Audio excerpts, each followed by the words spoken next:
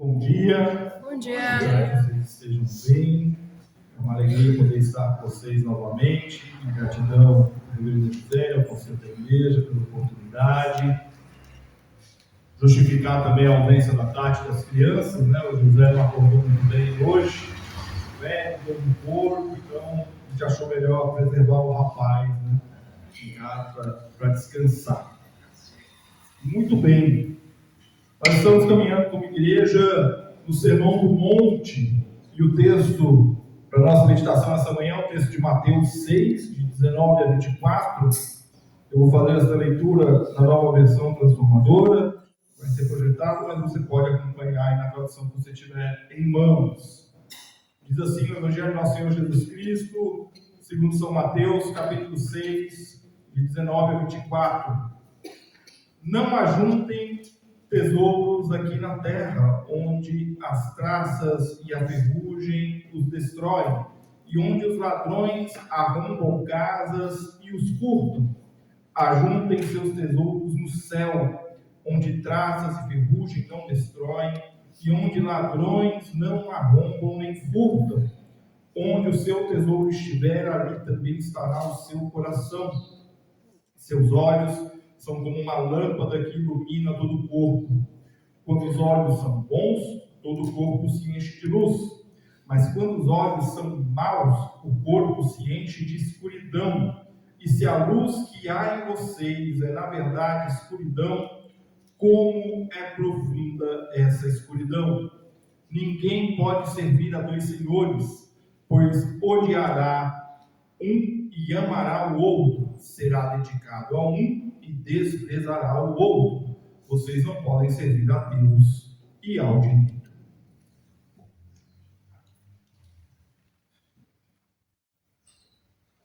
O texto de hoje faz parte do Sermão do Monte, o discurso inaugural do Reino de Deus. Eu gosto muito do Sermão do Monte, é um texto que eu recomendo muito que você estude a fundo. É um texto que eu uso para discipulado, quando vou discipular alguém, depois de passar pelas questões básicas, eu vou direto para o Sermão do Monte, e a gente vai versículo a versículo conversando sobre o Sermão do Monte, porque é nele que a gente encontra aquilo que Deus quer que nós vivamos com base naquilo que Jesus nos ensinou. Nos versículos anteriores, Jesus tratou de práticas piedosas, como a esmola, como a oração, o jejum. Ele procurou corrigir a hipocrisia religiosa, ele direcionou o coração para a aprovação divina, não para a aprovação humana. Só que aqui, a partir do versículo 19, o foco da palavra de Jesus sai das questões mais visíveis e do dia a dia e se volta para o interior do ser humano, se volta para o coração do ser humano.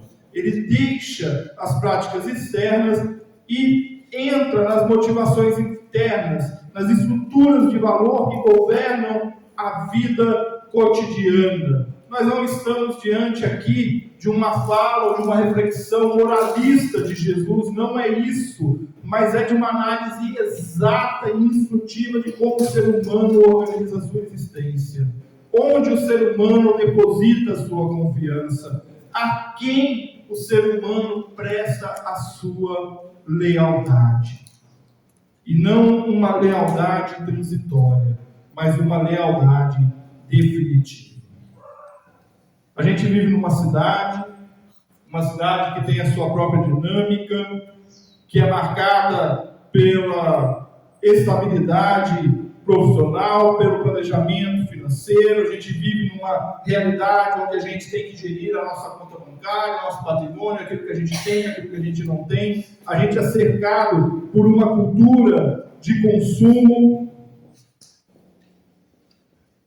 e a gente olha então para essas palavras de Jesus.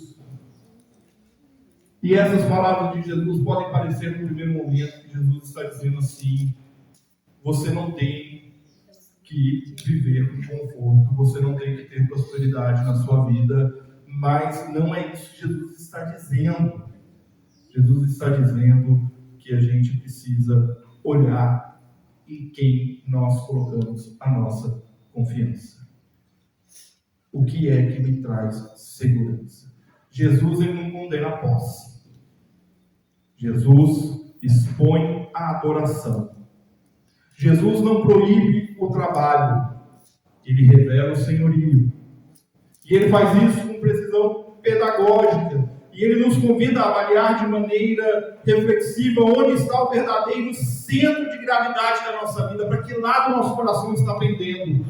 Jesus nos ensina que as nossas prioridades materiais, a nossa visão moral, a nossa lealdade espiritual estão intrinsecamente conectadas e que o discipulado cristão exige uma reordenação consciente dos nossos tesouros, dos nossos olhos e do nosso Senhor, à luz da eternidade. Vamos olhar primeiro então para os versículos 19 e 20, porque ali Jesus estabelece o contraste entre dois tipos de acumulação. Não ajuntem tesouros aqui na terra, onde as traças e a ferrugem nos destroem, onde os ladrões arrombam casas e os furtam. Ajuntem os seus tesouros no céu, onde traças e ferrugens não destroem e onde ladrões não arrombam nem furtam.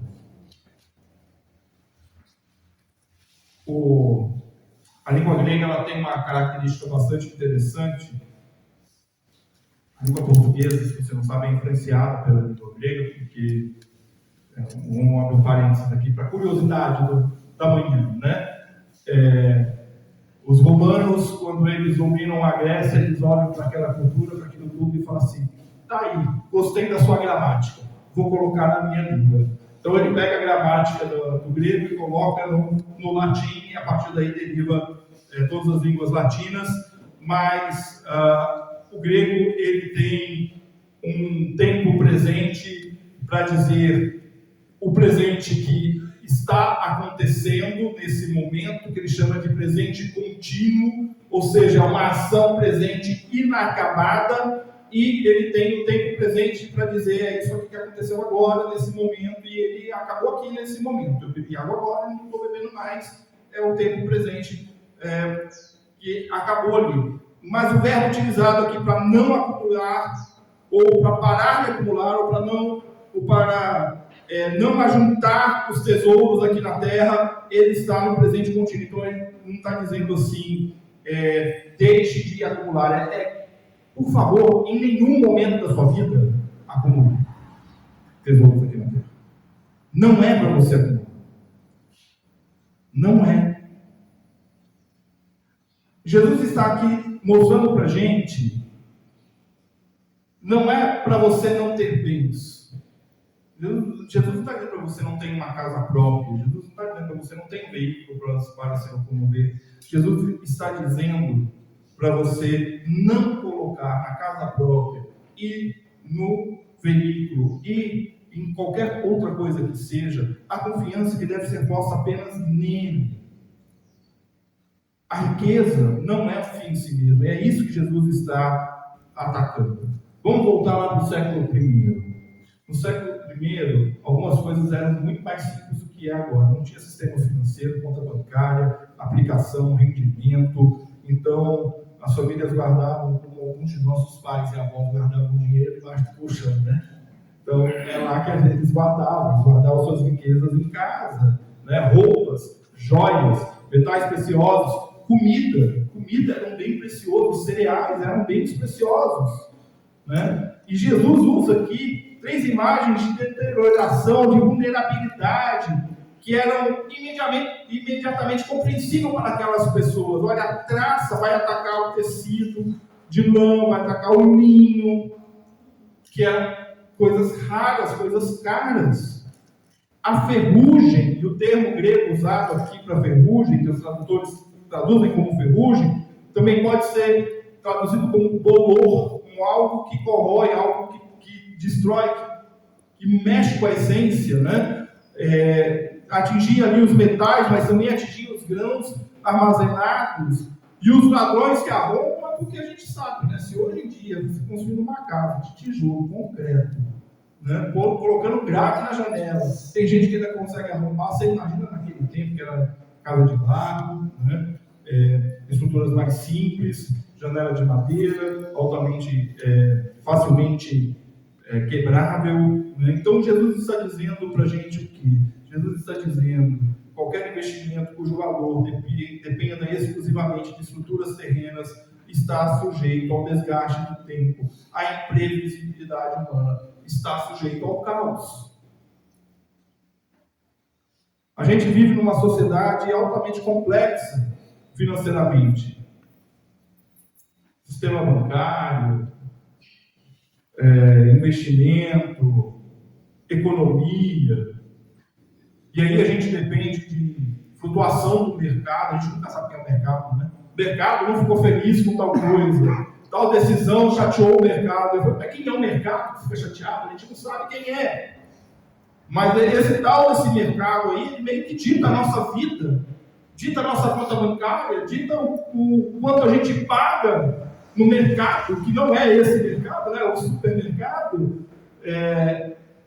E Jesus está aqui dizendo para a gente: olha, vocês estão inseridos nesse meio, mas vocês não pertencem a esse meio. Esse meio não é o Senhor da sua vida. Jesus não está convidando a gente a irresponsabilidade financeira. Não é isso. Ele está nos ensinando a relativizar a segurança terrena. O que hoje é, amanhã não é.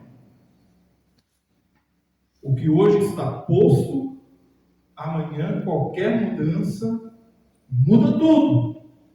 Muda tudo. Qualquer conflito lá no Oriente, lá na Europa, muda aqui. Qualquer conflito aqui, muda lá.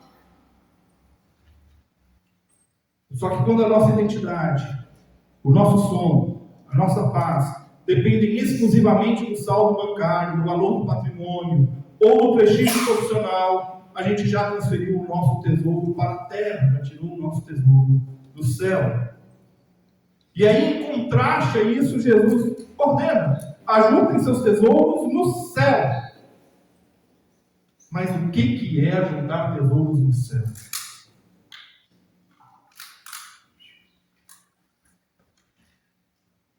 A gente ouve isso.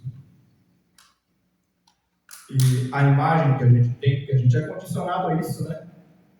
A gente imagina que tem um banco lá no céu, né? Banco do Éden, em que você tem uma conta lá, e que você vai, com as suas boas ações aqui, aumentando o seu saldo lá, né? Não é isso. Não é isso. Na teologia bíblica e na tradição reformada, tesouros do céu refere-se a tudo o que tem valor eterno, porque está alinhado com o caráter de Deus e com o avanço do seu reino. Então, tesouros do céu inclui a generosidade intencional, o cuidado com os vulneráveis, a justiça nas relações comerciais, a integridade no ambiente de trabalho, o discipulado de vidas, o investimento na adoração comunitária, a hospitalidade que reflete o amor de Cristo e a fidelidade nas pequenas coisas que ninguém vê, mas Deus registra. Em outras palavras, acumular tesouros no céu é você viver com uma consciência escatológica, ou seja, uma consciência dos fins dos tempos. É você saber que o que fazemos com os recursos que o Senhor nos confia hoje tem repercussões eternas. E você viver com consciência escatológica é necessário, porque isso é particular, é singular daqueles que são salvos em Cristo Jesus. A gente tem o costume de, por nossa visão limitada e por nossa compreensão limitada, de dizer que nós vamos morrer. Mas o fato é que nós já estamos vivendo na eternidade. Ainda que este corpo e este tempo, num determinado momento, se encerre para nós já somos eternos em Cristo Jesus. Porque nós cremos na ressurreição do corpo, e nós cremos na vida eterna. Então o convite aqui é para nós reavaliarmos. Em vez de perguntar como eu posso maximizar meus retornos financeiros, A pergunta deve ser: como eu posso alocar os meus recursos de maneira que produzam frutos eternos? Isso não significa você abandonar a potência econômica, mas isso significa você incorporar na sua vida um tema que a gente falou muito no passado e que os cristãos não têm falado muito dele, que é da mordomia cristã. O mordomo não é dono de nada, ele apenas toma conta dele. E quando a gente tem essa consciência de que o que eu tenho não é meu, me foi dado, e que está comigo por enquanto, mas pode não estar depois, o carro que eu tenho, a casa que eu tenho, o patrimônio que eu tenho, a roupa que eu visto, a comida que eu como, nada disso me pertence, mas pertence a Deus, e que Deus, em sua infinita graça e amor, me concede que eu tenha e usufrua. Aí eu posso fazer a pergunta: como eu posso alocar esses recursos de maneira que produzam fruto eterno? O planejamento financeiro não deixa de ser necessário, mas ele é redirecionado. O orçamento familiar, ele não é eliminado, ele é guiado com propósito. E a pergunta que Jesus nos deixa é uma pergunta direta: onde estão direcionados os recursos da tua vida? Para a terra que corrói ou para o céu que permanece? E aí a gente segue para o versículo 21. E Jesus aqui coloca um princípio antropológico para a gente, que conecta a matéria ao espírito. Onde seu tesouro estiver, ali também estará o seu coração. E essa é uma das declarações mais precisas de Jesus sobre a psicologia humana e a espiritualidade bíblica. Porque quando você olha e estuda nas escrituras o termo coração e como ele é aplicado, como ele é compreendido pelos povos antigos, é muito diferente de como a gente compreende, porque a maneira como a gente compreende o coração, a gente herdou daquele período que você estudou na escola, chamado romantismo. Aquilo ali fez uma bagunça na nossa compreensão sobre sentimentos, né? E não, o coração não é meramente a sede das emoções, né? É o centro integrador da pessoa humana. É o lugar da vontade, do intelecto, das decisões morais, da lealdade, da adoração. Não é à toa que Provérbios 4, 23 vai dizer: acima de todas as coisas, guarde seu coração, pois ele dirige o rumo da sua vida. Jesus então inverte a lógica comum, porque a gente costuma pensar: primeiro eu defino o que eu amo, depois eu invisto nisso. E a gente toma essas decisões, às vezes, de maneira assim automática. Porque na escola eu gostava de biologia, eu gostava de química, de física, então eu vou procurar alguma coisa na área da saúde, na área da pesquisa na química, na física, porque eu sempre fui muito bom com números, então eu vou para o mercado financeiro, para a matemática, ou para isso, ou para aquilo. Então primeiro eu defino aquilo que eu amo, depois eu invisto naquilo. Mas Cristo nos ensina o contrário: para onde você investe, o seu coração inevitavelmente vai se deslocar. Então, intencionalmente, eu preciso começar a investir no reino, para que meu coração se desloque em direção ao reino. O tesouro não segue o coração segue o tesouro, e isso tem implicações profundas para a nossa formação espiritual, para a nossa vida cotidiana. Se o teu dinheiro, o teu tempo e a tua ansiedade estão concentrados na acumulação de bens, na expansão do patrimônio, na manutenção de um padrão de vida, o teu coração está aqui na terra. Se por outro lado os seus recursos são canalizados para o sustento da igreja, para o alívio do sofrimento alheio, para a educação cristã dos filhos, para a missão, para a justiça social, o teu coração está se deslocando em direção ao céu. A gente vive numa sociedade que mede sucesso por indicadores quantitativos. Eu sempre me recordo nessa hora do Butão, um país que ninguém lembra que ele existe.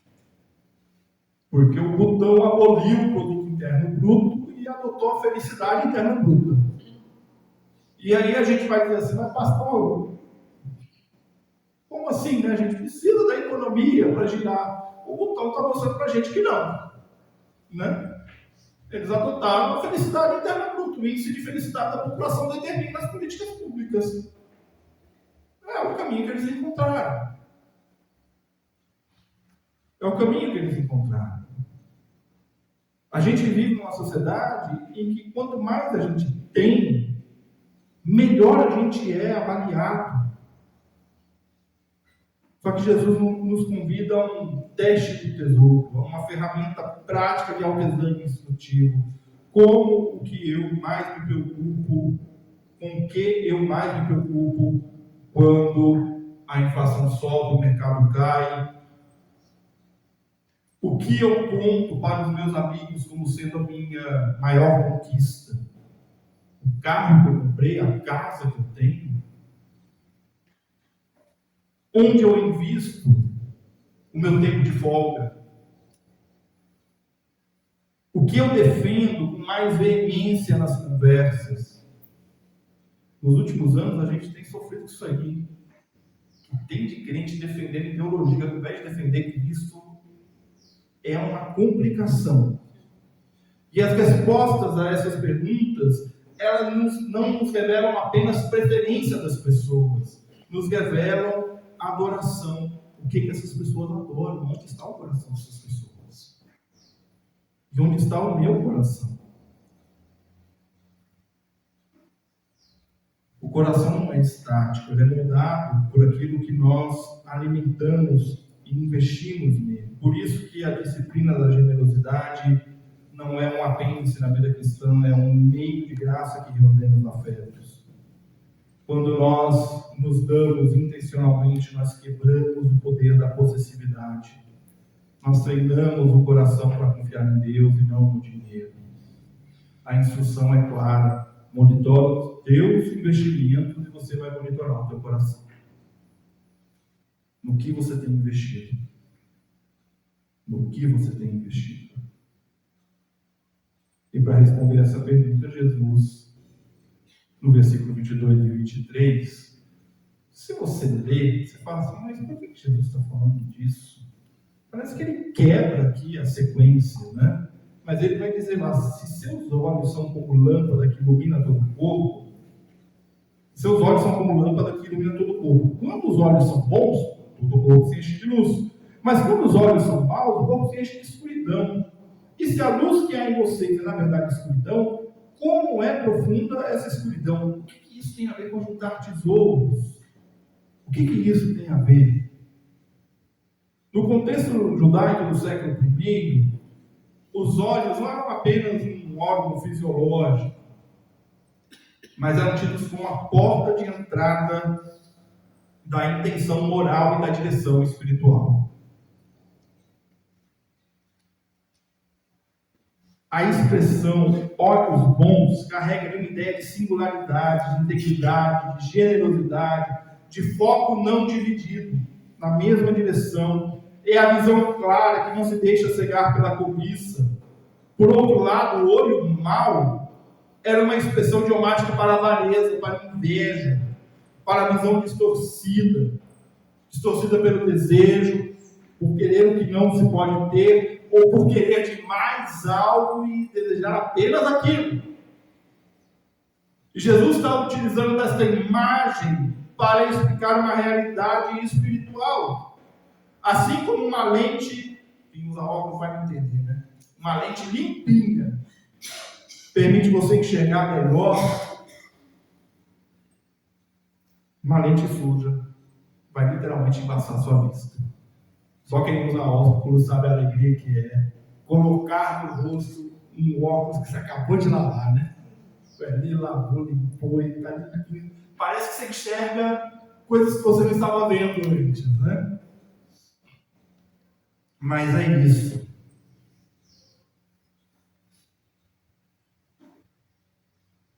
Assim como uma lente limpa permite que a luz entre em todo o ambiente, uma consciência íntegra, focada em Deus e no próximo, permite que a verdade espiritual permeie todas as áreas da vida. Decisões financeiras, relacionamentos, escolhas profissionais, o uso do tempo, tudo é iluminado quando a lente moral está limpa. Mas quando a lente está turva pela ganância, pela comparação constante, pela ansiedade de manter aparências, pela idolatria do conforto, a escuridão se instala. E se a luz que há em vocês é, na verdade, escuridão, como é profunda essa escuridão.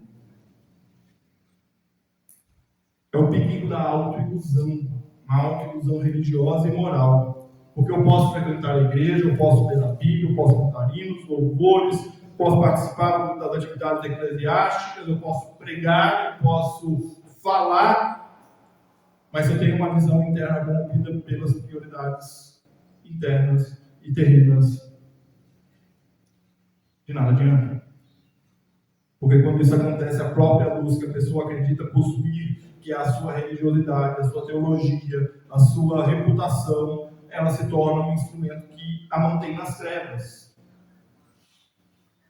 A gente tem inúmeros exemplos ao longo da história, recente e passada da igreja, de pessoas de moral ilibada. Eu não gosto de pessoas de moral ilibada, mas pessoas de moral ilibada, pessoas de reconhecimento social, como sendo pessoas da mais alta estirpe, mas que eram monstros. Iam à igreja, cantavam louvores, mas viviam nas trevas. Os seus olhos eram de trevas. Jesus nos lembra que a racionalidade sem integridade espiritual produz cegueira. Cegueira. E ele vai além. Ele nos ensina que a nossa lente teológica determina como nós interpretamos a realidade. Se a nossa visão está centrada no acúmulo, enxergaremos oportunidades apenas como um meio de enriquecimento. A gente faz isso sem se dar conta. Eu me relaciono com fulano, porque fulano tem algo para me oferecer.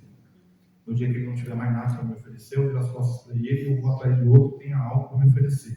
E a gente faz isso sem se dar conta. Sem se dar conta.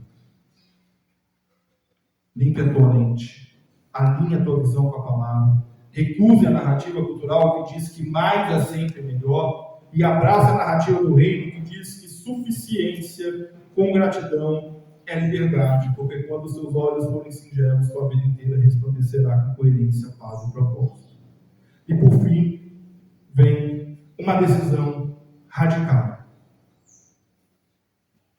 Jesus sintetiza toda essa sessão do verso 19 até o verso 24 com uma declaração taxativa e negociável. Ninguém pode servir a dois senhores, pois odiará um e amará o outro. Será dedicado a um e desprezará o outro.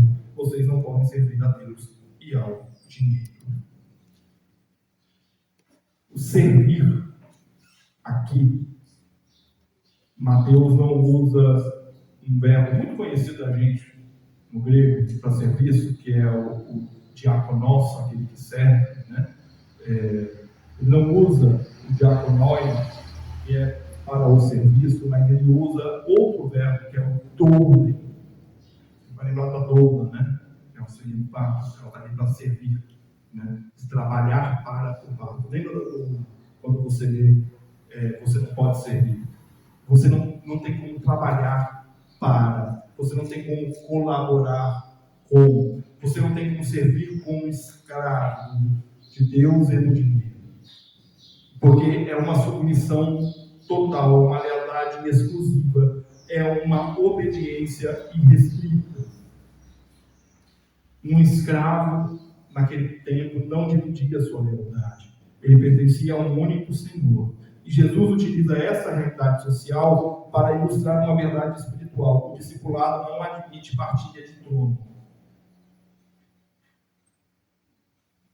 E a construção odiar um e amar o outro deve ser lida com a sensibilidade emocional moderna, mas com a gramática do primeiro século. Odiar aqui funciona como um hebraísmo que indica rejeição e prioridade absoluta. É a mesma linguagem que Jesus usa em Lucas 14, 26, quando Jesus diz que nós precisamos odiar pai e mãe para segui-lo. Jesus não está dizendo odiar literalmente, Jesus está dizendo, vai chegar um momento na sua vida em que você vai ter que fazer uma escolha, ou é aquilo que seu pai e sua mãe te ensinaram, que é contra o reino de Deus, ou é aquilo que eu estou te ensinando, que é o reino de Deus.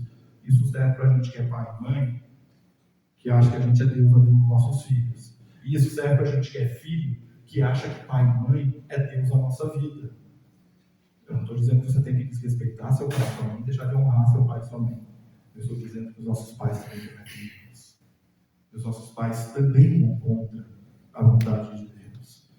E Jesus está dizendo aqui para a gente, ao utilizar este verbo específico, odiar, significando que o amor de Cristo deve ser tão supremo, que o amor a Cristo deve ser tão supremo, que todos os outros afetos parecem secundários na comparação. Jesus está dizendo para a gente: você terá o Senhor. A questão não é se, a questão é quem. Quem é o teu Senhor? E ele apresenta o segundo Senhor não como uma entidade mitológica, mas como mamon, riqueza, propriedade, aquilo em que se confia. Mamon é personificado. Mamon era o deus da riqueza. Mamon era a figura para quem você adorava e cultuava quando você queria prosperar. Você ia lá, na sua plantação, na sua criação de ovelhas, via que estava minguando, aí você ia lá no sacerdote e falava assim: eu preciso prosperar. Minhas ovelhas estão fraquinhas. Aí ele dava instruções para você cultuar Mamon, a divindade da prosperidade. Só que Jesus personifica a riqueza não como um objeto neutro, mas como um poder rival, um poder que exige devoção. É muito provável, vou abrir um parênteses aqui, que no século I, historiadores divergem um pouco, mas o culto a Mamon já tenha perdido muito a sua força. Ele era muito forte do século VII ao século IV a.C. Muito forte. Após as invasões gregas e depois romanas, ele foi perdendo força. Então Jesus está apelando aqui, ao falar de Mamon, a uma lembrança de memória coletiva daquele povo. Então, quando ele personifica e coloca a riqueza como um poder rival, ele está dizendo: olha, você toma cuidado, porque Mamon pode até estar morto enquanto culto, mas está muito vivo no coração de muita gente aí. Nós reformados temos um certo orgulho de dizer que a gente não adora ídolos, né? E uma certa prática de dizer que os católicos adoram imagens, né? Só que na teologia reformada, a gente sabe muito bem que a idolatria nunca desapareceu, ela só mudou de forma. A gente não adora mais estátua de bronze e de ouro, mas a gente adora o que nos dá segurança, o que nos dá identidade, o que nos dá propósito. E quando o patrimônio se torna a fonte da tua paz, é Mamon que é o teu Senhor. Quando o sucesso profissional dita o teu valor, Mamon é o teu Senhor. Quando o medo da escassez controla as tuas decisões, Mamon é o teu Senhor. E Jesus não está condenando a riqueza em si. Porque Jesus sabe muito bem que tem exemplos ao longo da história de servos do Senhor que eram ricos. A gente pode falar de Davi, de Salomão, de Abraão, de Jó, de pessoas justas das Escrituras que possuíam bens. Mas o que Jesus condena é a servidão à riqueza. Que a instrução para nós que vivemos nessa sociedade tão complexa e globalizada, a instrução para nós é que nós busquemos o discernimento estrutural. Como profissional, empresário, gestor de família, membro de igreja, como que eu devo me posicionar diante do dinheiro? E a resposta bíblica é muito clara. O dinheiro é um excelente servo, mas é um péssimo senhor. Portanto, o dinheiro deve ser gerenciado, não adorado, deve ser canalizado, não acumulado, deve ser visto como recurso de mordomia, não como mérito de identidade. A lealdade dividida é uma ilusão perigosa. Não existe cristianismo de meio período, gente. Não existe discipulado no final de semana, nem fé que coexista pacificamente com um sistema de acúmulo de bens. Não existe. Mas a boa notícia do Evangelho é que Jesus exige uma entrega integral e para isso Ele não nos deixa sozinhos nessa luta. Cristo, que sendo rico, se fez pobre por amor de nós, nos liberta da tirania de Mamon e nos capacita pelo Espírito a viver com generosidade, contentamento e coragem. Servir a Deus não empobrece a alma, enriquece a alma com a única riqueza que o tempo não corrói e a morte não rouba. Nos enriquece na comunhão com o nosso Deus. Eu quero concluir olhando para tudo que nós vimos até aqui e deixar 3 ações instrutivas para que nós possamos vencer a avareza. A primeira delas é: realize uma auditoria espiritual das suas finanças. Não para condenar. Gasto dinheiro demais comprando chocolate. Eu sei que o chocolate é um bom apoio emocional. Mas é para você ter clareza onde está o teu dinheiro e onde ele está falando mais alto que a tua fé. A segunda, estabeleça um compromisso intencional de generosidade. Não é o que sobra. Tem gente que é muito generoso com o que sobra. Não é sobra. É o que demonstra prioridade. Seja intencional na sua generosidade. Terceiro, cultive uma visão singela. Se alimente da palavra, participe da ceia, preste contas daquilo que você faz na sua vida. Isso é uma coisa que a gente, como cristão, falha muito, principalmente nos últimos tempos. A gente vive na ilusão de que nós, como cristãos, não devemos prestar contas a ninguém. É o contrário. Quando Paulo escreve dizendo: sujeitando-vos uns aos outros no temor de Cristo, para que vocês possam crescer na vontade do Pai, Paulo está dizendo o seguinte: eu preciso chegar no Marcão e prestar contas para o Marcão da minha vida. E o Marcão prestar contas da vida dele para mim. Porque nós somos uma comunidade de fé. E eu tenho que ter pessoas na comunidade de fé em quem eu confie, e elas confiem em mim, a ponto de eu dizer para elas as angústias que eu estou enfrentando e o que está embaçando a minha visão. Aonde a minha lente precisa ser limpa. E às vezes, quando a minha visão está embaçada, por mim mesmo, eu não consigo ver a solução. Então preste contas aí, irmãos. E rejeite as narrativas que reduzem a vida ao consumo e à comparação. Fulano é bem de vida porque tem dinheiro. Coitado, está numa prisão. Não é difícil. O Senhor não te deixou órfão nessa hora. O Senhor te deu o Espírito Santo. O Senhor te deu a igreja como comunidade de apoio. E o Senhor te deu a palavra. E o Senhor te deu a certeza de que o tesouro definitivo não está no banco, no patrimônio, na aplicação financeira, mas sim no Deus da nossa salvação. Onde está o teu tesouro? Que a sua resposta não seja uma frase decorada, mas seja uma vida remunerada.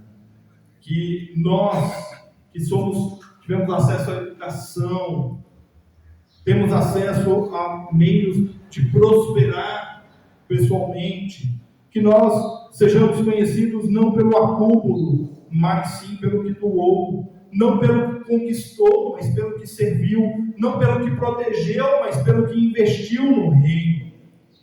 Que a luz dos nossos olhos seja clara, que o nosso coração esteja no céu e que o nosso Senhor seja hoje e sempre o Deus vivo e verdadeiro das nossas vidas. Amém. Não dá para dividir a adoração. O trono não é dividido. Se nós servirmos ao nosso Deus, nós não temos como agir com avarentia. Nós temos que ser generosos, porque Ele é generoso para conosco. Que Deus assim nos abençoe.